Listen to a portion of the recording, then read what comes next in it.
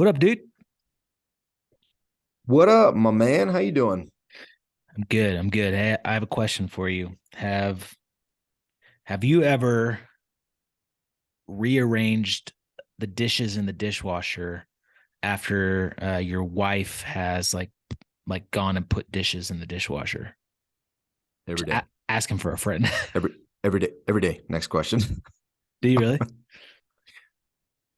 Uh, Because I do every this is day a as well. point of contention for my wife and I, and it's not extreme. Like there are times when someone else loads the dishwasher, and I'm Mhm. like, and I'll completely reload it because I'm like, dude, certain things go certain places because they're not going to get clean otherwise. You can't stack two dishes directly on top of each other and expect the one that's On top. stacked Yeah. on top to actually somehow defy the physics of water and dishwashers and somehow Yep. get clean. Now, my wife doesn't usually do that, but the other day, for example, she put two plates. I'm like, honey, those aren't. And this, I actually chose not to do it, but I noted it, and I'm like, when I go to unload this tomorrow morning, I guarantee you that plate is going to be dirty, That dish will not and be clean.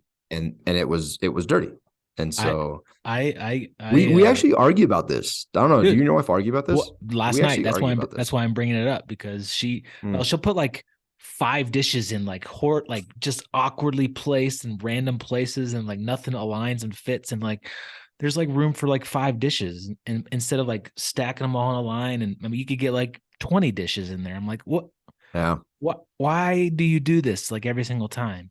She's like, I just don't have time to put them in the right place. I'm like, because it okay. does. It takes a ton of Yeah, time to. yeah.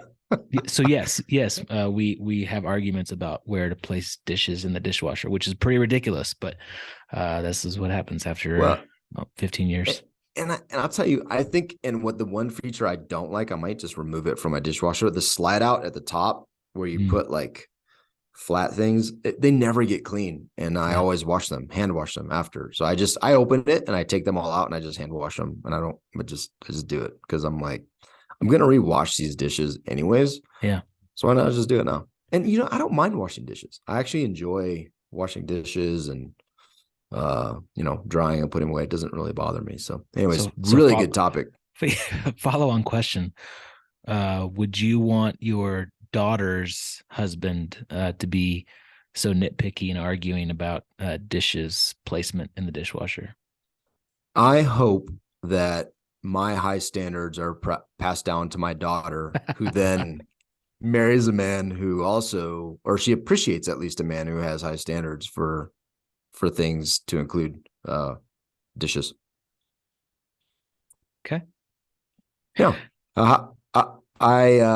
We've been talking about this idea of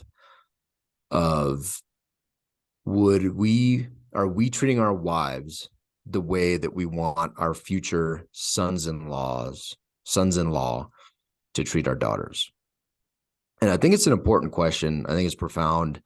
And more than anything, it's just one of those thought-provoking questions that causes you to analyze and be more self-aware of the way that you are treating this person that you've said is a priority person.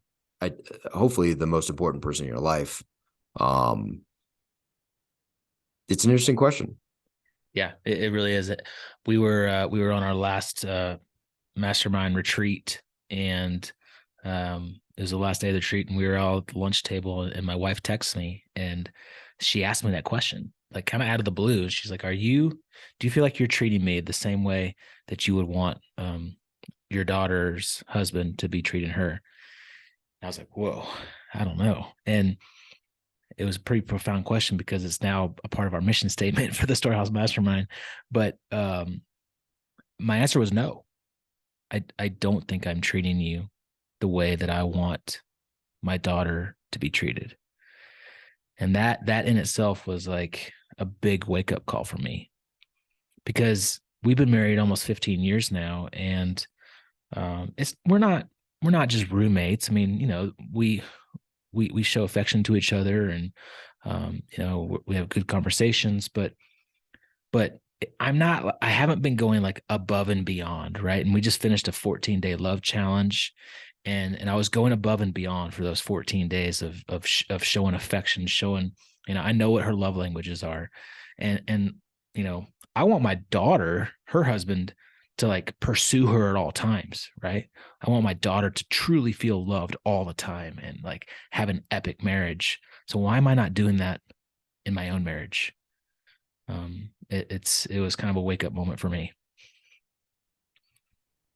Yeah, no, I think it's good. And I think we should be asking ourselves more of these difficult questions, right? And I think we can ask, even if it's not necessarily, excuse me, a comparison that way, but am I being, am I a good friend? Am I a good husband? Am I a good father? I think just asking that question honestly and taking the time to seriously consider what that means is important. I think it's a really good exercise.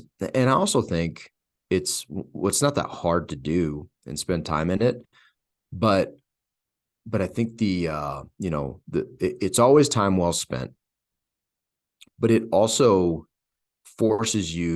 ideally it forces you to take the next step and say, okay, well, don't just say, yep, good husband, good father. Like, what does a good husband look like? Like, what does a good husband do? Instead of just saying these things that sound really good, because I think we do that too often. I want to be healthy. Okay, awesome. Well, what does that actually mean? Like, have you ever broken that down into, like, no kidding, actionable bites? Okay, being healthy means I sleep 8 hours a night. Like, even just that one, right, can make a world of difference. And that's just one aspect of myriad aspects of health. So the same thing with these questions is, okay, well, what does a good husband look like? And do I treat my daughter, or I'm sorry, do I treat my wife the way I want my daughters to be treated? No. Okay, well, how do I want my daughters to be treated? Like, what would that dude look like? What would he do? What are the things that they, and I think once you break it down into that, it leaves like the ethereal area of this grand idea of being a good dad, being a good husband. And it gets down into like calendar level action steps that we can take and be like, okay, well, I just dating. That's cool. All right, well, let's do that. Let's date. Hugs and just kisses, non-sexual. Okay, cool. Let's do that. Right. Like it makes it changes your life into a life of action. And it doesn't have to be huge. It could be these small things. And I think that's the key. Yeah, and even just having those conversations with your spouse, right? Like, I mean, now I'm just thinking about like, hey, I'm gonna go ask my wife, hey, what what does that look like? What do we want our daughter's husband to Yeah. do, right? Like, and almost, I mean, it's it kind of sounds Just a little bit of jujitsu, man. You're like tricking her into telling you what she right. wants. Exactly. You like that? That's mind jujitsu. But That is yeah, my I mean, come up jujitsu. with a list, right? Come up with a list of items that we would want our daughter to have in her marriage, and then go model that, right? Because what we want to happen is we want our daughter to see the way we are, within our marriage, because that's the way that's the man that she's going to go look for down the road. So do I want my daughter to see me treating, my wife a certain way? Because she's going to go look for that, right? So it's a pretty important question. Heck yeah.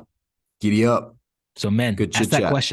ask that question to yourself, and maybe even go ask your spouse. Go ask that question, see what the result is. It's pretty eye Heck opening. yeah. And if you want to join a group of dudes that have these kind of conversations and also have fun and do hard things and do incredible stuff, come join us on our retreat. These retreats have been absolutely incredible.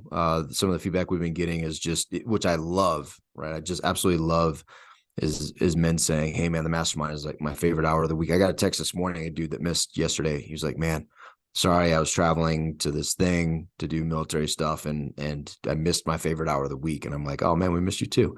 But it's because the intentionality of these questions, the time, the depth, but also the Yeah. fun, right? And the guys have gone to the retreat. We've had a number of repeat offenders because it's just incredible to spend time with amazing dudes. So May 1 through 3, Colorado. Details on our website, details at the time of recording forthcoming, but they will be available soon. It's going to be amazing. Get your bed and your seat. Both. But your bed. Both. Do it. See you.